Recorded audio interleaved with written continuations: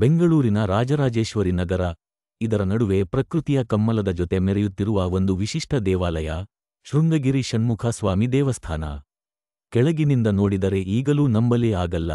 ವಿಶಾಲವಾದ, 6 ಮುಖಗಳೊಂದಿಗೆ ನಿಂತಿರುವ 62 ಅಡಿ ಎತ್ತರದ ಷಣ್ಮುಖಸ್ವಾಮಿ ಮೂರ್ತಿ ಸಾಕಷ್ಟು ಭಕ್ತರನ್ನು ಆಕರ್ಷಿಸುತ್ತಿದೆ. ಪ್ರತಿ ಮುಖವೂ ಒಂದೊಂದು ದೈವಿಕ ಶಕ್ತಿಯ ಸಂಕೇತ. ಮುಖ್ಯ ಗರ್ಭಗುಡಿಯಲ್ಲಿ ಷಣ್ಮುಖಸ್ವಾಮಿ ವಳ್ಳಿಯಮ್ಮ ಮತ್ತು ದೇವಸೇನೆಯೊಂದಿಗೆ ನೆರೆದಿರುತ್ತಾರೆ. ಅವರನ್ನು ನೋಡಿದಾಗಲೇ ಮನಸ್ಸು ವಿಶ್ರಾಂತಿ ಪಡೆಯುತ್ತದೆ. ಇಲ್ಲಿ ದರ್ಶನ ಮಾಡುವಾಗ ಎಂಥ ಶಾಂತಿಯ ಅನುಭವವಾಗುತ್ತೆ ಅಂತ ಹೇಳೋಕೆ ಆಗಲ್ಲ, ಅನುಭವಿಸಬೇಕು.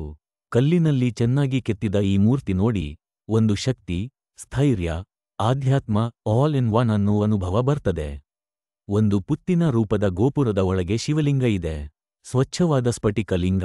ಬೆಳಗಿನ ಸೂರ್ಯಕಿರಣಗಳು ನೇರವಾಗಿ ಲಿಂಗಕ್ಕೆ ಬಿದ್ದರೆ ಆಗುವ ಶಕ್ತಿಯ ಪರಿಪೂರಕ ಅನಿಸಿಕೆ, ಅದೇ ದೇವರ ಅದ್ವಿತೀಯತೆಯ ಸೂಚನೆ. ಇದನ್ನು ಸುತ್ತುವರಿದಿರುವ ನಿಸರ್ಗವೇ ಇಲ್ಲಿಗೆ ಮತ್ತೊಂದು ಜೀವ ತುಂಬುತ್ತದೆ.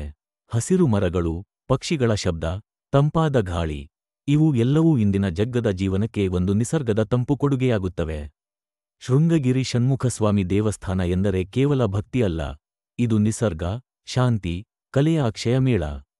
ಒಂದು ಬಾರಿ ಭೇಟಿ ನೀಡಿ, ನೀವು ನಿಜವಾಗಿಯೂ ಒಂದು ದೈವಿಕ ಶಕ್ತಿಯ ಅನುಭವ ಪಡೆಯುತ್ತೀರಿ.